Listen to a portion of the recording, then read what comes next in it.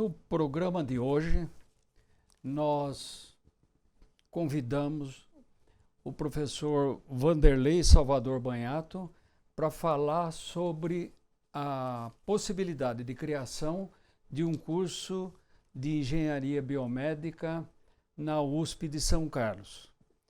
Esse curso, ele é uma coisa importantíssima para a sociedade atual e, do meu ponto de vista, baseado em todas as informações, nós vemos que o campus daqui tem condição de implantar essa engenharia. Mas, para discorrer melhor sobre isso, eu vou fazer a primeira questão para o professor Banhato. Doravante, vou chamá-lo de professor Banhato.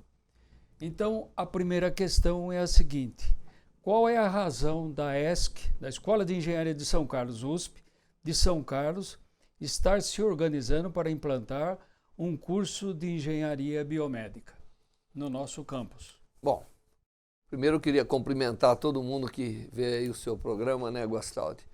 A gente não pode perder uma oportunidade de levar informações científicas para a sociedade. Essa é um pouco da nossa missão, não é verdade? Veja, você mesmo já deu um pouco da resposta, né? Nós vivemos um momento hoje onde o cuidado com o ser humano, o cuidado com a vida de um modo geral, né, a humana e a não humana, tornou-se fundamental para a nossa própria extensão, para a nossa própria sobrevivência. As pessoas estão vivendo mais, elas precisam de cuidados. Infelizmente, o poder aquisitivo das pessoas não está acompanhando a sua própria necessidade de receber os cuidados. Então é importante que a gente desenvolva cada vez mais equipamentos, metodologias que atendam à saúde. E quem faz isso? Convencionalmente, quem faz isso é a tal da engenharia biomédica. Como o nome diz, ela conjuga conhecimento para tratar daquilo que é o tratamento da saúde. Tanto na área de equipamento, instrumental, quanto na área de, às vezes, novos fármacos ou novas metodologias. E para fazer isso, você reúne um conjunto de conhecimento que é necessário. Então, quem está trabalhando em engenharia biomédica não pode só saber uma coisa, tem que saber um elenco de coisas. Tem que saber a parte tradicional da engenharia, com a eletrônica, com materiais principalmente, né? Você, por exemplo, é uma pessoa que fundou praticamente biomateriais aqui no Brasil, né? Um engenheiro de materiais da primeira turma, uma das primeiras turmas da UFSCar. Então você vê, tem materiais, mas tem conhecimento físico, conhecimento de computação, conhecimento de química, tudo isso tem que ser conjugado. E as pessoas têm que estar interessadas nos problemas voltados para a saúde. E o campus de São Carlos é isso. É uma das unidades da USP, um dos campi da USP, que mais tem patentes inovando na área da saúde. Então aqui já existe uma vontade, já existe um talento, já existe uma vocação para cuidados com a saúde em todas as áreas. Então a USP, que ainda não tem uma engenharia biomédica, é incrível, mas não tem, e é o momento de dar essa contribuição, né? Aliás, eu queria completar dizendo que, embora a USP não tenha engenharia biomédica, ela é uma das instituições que mais faz engenharia biomédica. Então está na hora disso ser formalizado para que a gente possa formar profissionais específicos nessa área multidisciplinar que chama-se a engenharia biomédica. Então, o campus de São Carlos, como ninguém, é o local para que a gente tenha uma engenharia biomédica a nível de graduação e, obviamente, a nível de pós-graduação vai ser muito mais fácil porque os grupos de pesquisa já estão bem estabelecidos. O que nós precisamos agora é a vontade de todos, todos significam todos pesquisadores e professores que entendem a importância dessa iniciativa e, principalmente, da liderança da universidade, de um modo geral, em trabalhar em prol da gente realmente instituir com urgência o curso de Engenharia Biomédica aqui em São Carlos. Não há dúvida que vai ser um grande sucesso, porque a demanda fora é muito grande. Eu gostaria ainda de explorar um pouquinho mais, que é a seguinte questão que muita gente tem feito, que é a seguinte: um curso de engenharia biomédica, ele deve nascer na medicina ou na engenharia? Isso levando em consideração o campus de São Carlos, principalmente. Um curso de engenharia biomédica deve nascer nas engenharias e nas exatas, de um modo geral, e biológicas, que ele faz parte disso, mas tem que nascer com o intuito de engenharia. O avanço do conhecimento vem e aquilo tem que se tornar um aplicativo, aquilo tem que se tornar algo em prol exatamente da medicina, em prol da saúde. Não foram os médicos que inventaram o sistema para medir eletrocardiograma, não foram outros, né? Foram cientistas da área de eletricidade, da área de física, etc., que inventaram isso. Então é isso, ele tem que nascer no contexto. Só que hoje as áreas já se transformaram em multidisciplinar. Então não basta ter essa característica de engenharia, mas ela tem que estar conectada com a realidade da saúde. Então ela tem que estar conectada a áreas da saúde.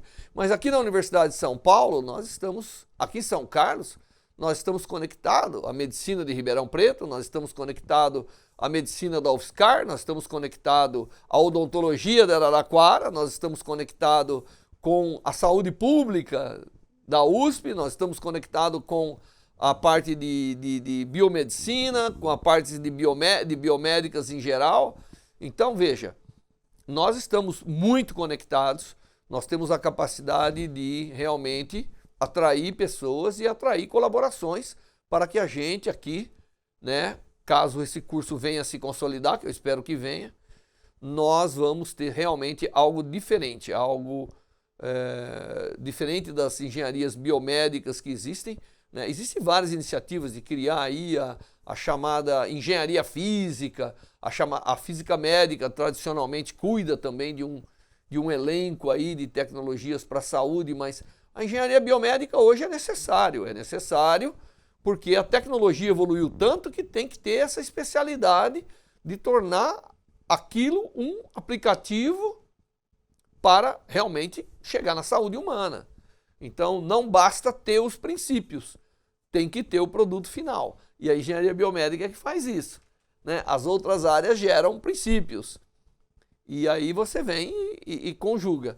Nós estamos vivendo um momento extremamente delicado de saúde. Nós vamos ter agora que correr muito para que a gente possa suprir as necessidades de uma sociedade, principalmente uma sociedade como a brasileira. E nós não vamos fazer isso só copiando equipamento para não importar.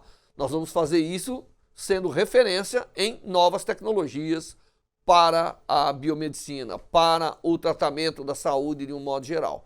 E a saúde, você vê, aqui em São Carlos, por exemplo, nós temos grupo tratando com saneamento básico. Saneamento hoje significa saúde pública.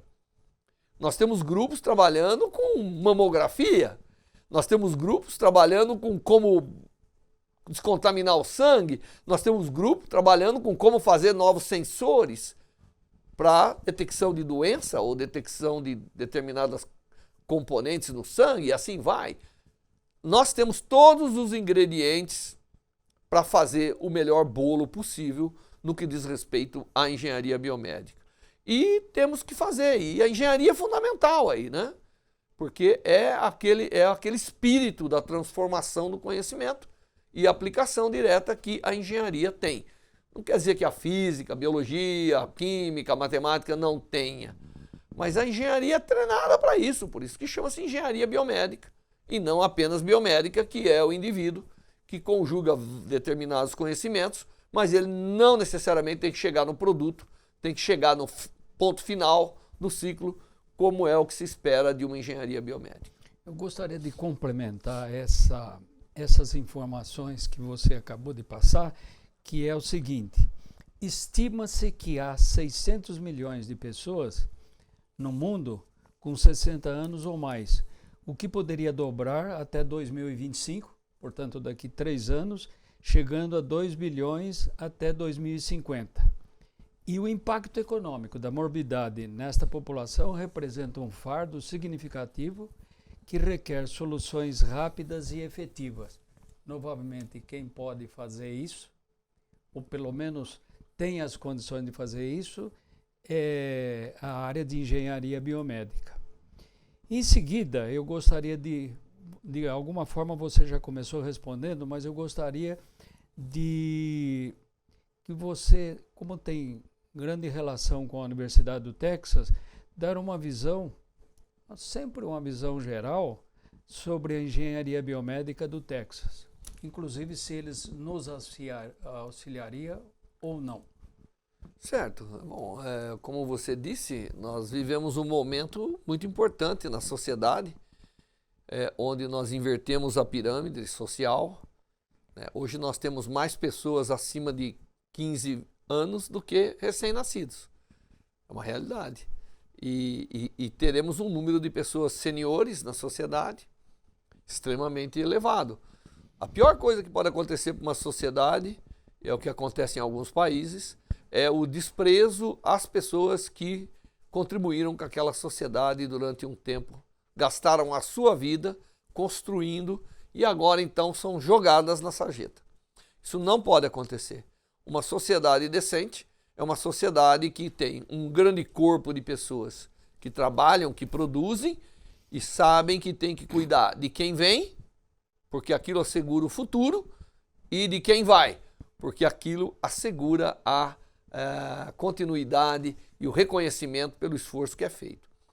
Nós temos no Brasil, como você mesmo disse, um número grande de pessoas no mundo, uma década que vai chegar acima de 1 bilhão de pessoas acima de 60 anos, e quando se chega acima de 60 anos, você continua muito útil, mas você precisa já ter cuidados especiais. Perfeito. E você não quer ser um peso para a sociedade, você não quer ser o maior gasto. O maior gasto tem que continuar a manutenção da sociedade em educação, em investimentos e tudo isso. E para isso, então, você tem que ter tecnologia que permitam que as pessoas mais seniors, acima de 60, 70, 80, continuem em boa forma, produzindo, contribuindo, e sendo reconhecida pelo que fizeram. Nós não podemos jogar os nossos idosos no asilo sem cuidados, não é isso. Nós temos que realmente cuidar muito bem daqueles que contribuíram. Eu acho que as sociedades primitivas, elas faziam isso muito bem. E o Japão faz isso elegantemente, porque toda cidade tem o Conselho dos Anciãos, que é quem teve a experiência e viveu os fatos para poder entender o que está acontecendo no presente. E ajudou a construir, né? Não só ajudou a construir, mas contribui para que os jovens entendam o porquê a situação presente é o que é. As coisas vêm são consequência daquilo que se faz. E quem vive a história sabe contar ela muito melhor. Então, é importantíssimo isso. Então, nós temos realmente, a engenharia biomédica eu realmente fiquei vislumbrado quando vi na China uma dedicação muito grande a tecnologias dentais, médicas, fisioterápicas para as pessoas, que hoje aqui a gente chama de geriatras, mas pessoas que, na verdade, entende? Uma pessoa com 80 anos não pode ter o mesmo tipo de cuidado num procedimento dental que uma pessoa de 40. É necessário ter tecnologia, a cadeira já é um conforto diferente, não é isso? Sim. Muita gente com 80 anos não consegue sequer levantar depois que fica inclinado. Então, tudo isso tem que ser levado em conta. E eu fiquei assim realmente fascinado. Eu tinha uma impressão de uma sociedade mais dura com os idosos, mas não, me parece que as sociedades orientais cuidam muito melhor dos idosos do que as ocidentais. E, então, aí já tem um quinhão. No Texas, eu estou atuando a convite do próprio Texas, não tem dúvida, nós queremos ir lá, porque eles têm uma das maiores escolas de engenharia do mundo, dos Estados Unidos, então, são quase 70 mil alunos de engenharia no campus da Universidade do Texas. E tem uma engenharia biomédica que tem dado contribuições, sabem pescar aquilo que é importante da nanotecnologia, aquilo que é importante da nova eletrônica, aquilo que é importante da computação, aquilo que é importante da ótica, conjugar tudo isso para criar as novas tecnologias que tornam a vida mais fácil, que tornam a manutenção da vida mais fácil em todos os seus sentidos. E eles estão dispostos, sim, a ser a nossa instituição irmã. Instituição irmã é aquela que, a irmã mais velha, né? A irmã que tem que nos ajudar a fazer a ponte, né? Quer dizer, eu estou gastando um tempo no Texas, não é para ficar muito no avião, não. É para realmente criar uma ponte sólida que nos permitam ir e vir e que nos permita levar e trazer coisas para que a gente possa estar inserido junto com os americanos nessa iniciativa da nossa engenharia biomédica. Nós queremos começar estando inserido naquilo que, inclusive, o mundo acha que é importante, né? Nós sabemos bem o que a gente acha que é importante para o Brasil, mas é necessário inserir tudo isso naquilo que o mundo acha que é importante também. A revista Forbes, de praticamente uma década passada, ela dizia o seguinte: ressalta que a engenharia biomédica ocupa o topo do ranking entre os cursos de graduação com as carreiras mais promissoras nos Estados Unidos. Você enxergaria isso também para o Brasil ou para a América Latina? Sem dúvida, se a gente preparar o engenheiro biomédico com a cara que nós queremos preparar, com as características que nós queremos preparar, esse vai ser um profissional desejado, tanto no desenvolvimento de novas tecnologias para a saúde, quanto para a execução dessa tecnologia em produto. Então ele vai ser um cara muito útil para pesquisa, desenvolvimento e para a produção nas indústrias. Então, quer dizer, isso dá um universo de empregos muito grande, né? O mercado é enorme nessa. Hoje em dia as coisas que fazem sucesso ou é coisa que a gente come, ou coisa que a gente veste, ou coisa que a gente usa para saúde e beleza. Portanto, aí está uma oportunidade praticamente única para a gente poder realmente ter os alunos muito bem empregados, se a gente der a eles essa característica importante. E deixa eu dizer para você, a beleza, que normalmente é tratada como algo diferente da terapêutica, ela vai começar a entrar, né? A chamada estética funcional, onde você não só fica mais bonito, perde as rugas, melhora aí a cor dos cabelos e etc., mas ao mesmo tempo está recebendo nutrientes, está recebendo apoio à sua saúde, né? Não tem dúvida que daqui a pouquinho nós vamos ter batom que ao mesmo tempo é vitamina que está entrando no seu corpo. E aí vai. E a engenharia biomédica nesse ponto tem muito a fazer, né? Vai ser uma área nova. E não adianta, todo mundo quer ficar mais bonito. E se você falar, você vai ficar não só mais bonito, vai ficar mais saudável ficando bonito, então nós criamos aquilo que nós queremos, que é a conexão do prazer com a saúde. Eu queria fazer uma última pergunta aqui, que é provocativa. Você acha que nós é o mais geral possível, não só da universidade, temos um preconceito em relação à criação dessas novas engenharias, ou é um não entendimento, que com a sua exposição aí ficou claríssimo, mas nós temos ainda um preconceito de quem faz uma coisa, quem faz outra, e não colocar todas juntas para atender uma determinada, vamos dizer, especificidade, que não é, né? A área da saúde não é tão específica assim. Eu acho que sim, eu acho que nós temos um pouco de preconceito e nós sabemos que é importante inovar na forma que a gente ensina, na forma que a gente forma as pessoas, né? Muito importante. A realidade vai mudando, nós temos que incorporar isso na formação dos novos profissionais que estarão aí tocando a sociedade. E eu noto que é o seguinte, muitas vezes os nossos cursos evoluem só no nome, não no conteúdo. Então você vai lá e para atrair mais estudante dá um nome muito mais atraente. Mas na verdade você continua fazendo quase o que fazia. Eu acho que é o momento, sim, aqui no Brasil, né, de que as engenharias biomédicas sejam incorporadas nas grandes universidades de forma tão séria quanto é hoje as engenharias tradicionais, né?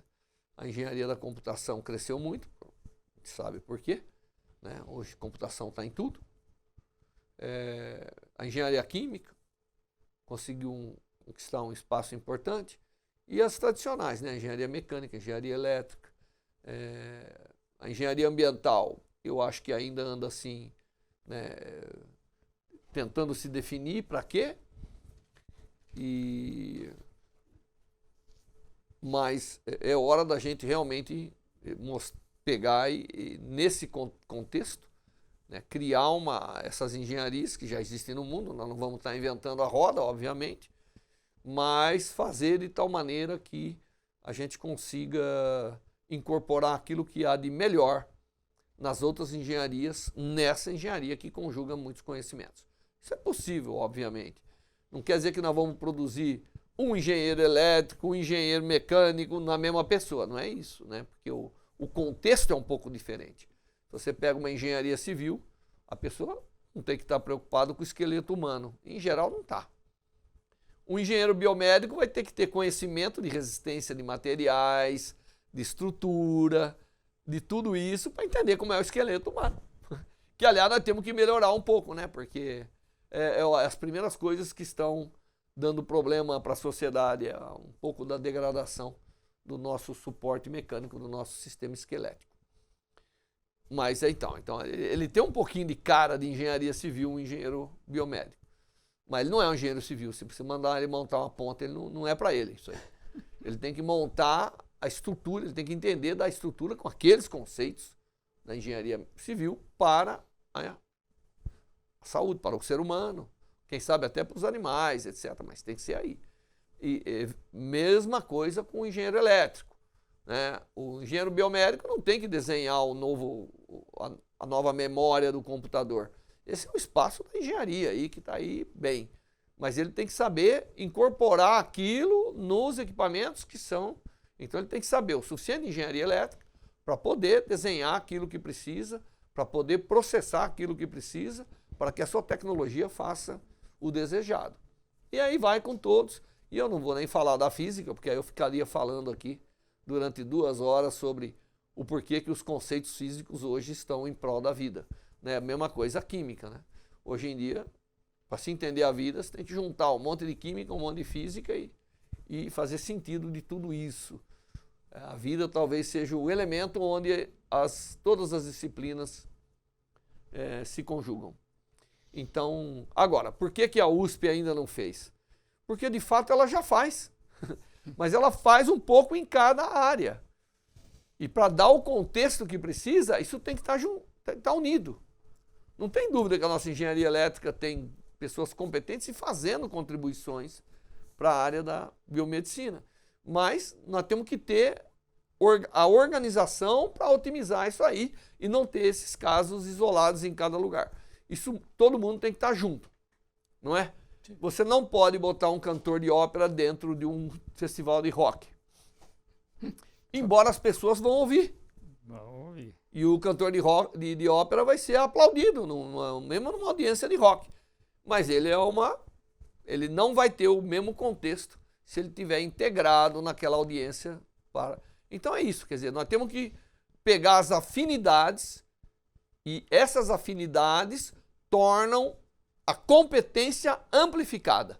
Quando você junta 2 pessoas ou 2 áreas que têm o mesmo objetivo, a coisa vai bem. E é isso que a engenharia biomédica faz. E faz muito bem, porque ela é capaz de identificar a importância de cada pedacinho em prol.